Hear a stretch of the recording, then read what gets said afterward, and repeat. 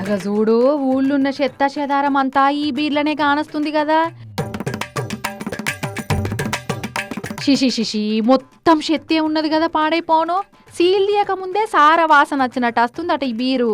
ఇగో గీ బయ్య ఎండ గట్టిగా దంచుతుంది కదా అని దోస్తుతోటి కలిసి ఒక చిల్డ్ బీరేద్దామని వైన్స్లోకి పోయి ఈ బీరు తెచ్చుకుండట.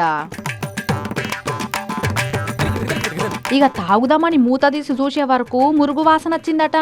బీర్లంతా చెత్తేగా నచ్చింది. అగో బీరియామంటే మోరిల పడ్డ సీసా ఇచ్చిండ్రేందన్నా. బీర్లంతా చెత్తే పాడైందని పోయి వైన్ సోలని అడిగితే మాకేం సంబంధం లేదు, కంపెనీలకి వెళ్ళి అట్లా వస్తే మేమేం చేస్తాం, కావాలంటే ఆప్కారోళ్ళకు ఫిర్యాదు ఇచ్చుకో, మేమైతే పైసలు వాపస్ ఇవ్వమని సాప్ సీదా చెప్పేసిరట. ఇకేమున్నది, హల్లీకి హల్లీ సున్నకు సున్నా. ఆ కంపెనోడు కానరాడు, అమ్మినోళ్ళు మాకు తెలియదంటారు. మరి ఎవరిని అడగాలి?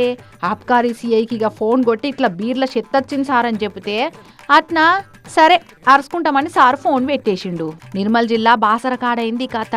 బీర్లల్లా ఇట్లా చెత్తచ్చుడు కొత్తేం కాదు, వేలల్లా ఒక్కళ్ళిద్దరికి ఇదే అనుభవం ఎదురైతుంది. వైన్ సోళ్ళు మాకు తెలియదంటారు, ఆబ్కారోళ్ళు పట్టించుకోరు.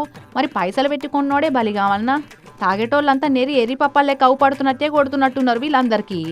అరే సర్కారు ఖజానాకు మహారాజు లెక్క చదివింపులు చేసేటోళ్ళంటే గింత చిన్న చూపుంటే ఎట్లా అనబట్టిరి ముచ్చటెరికైనోళ్ళంతా.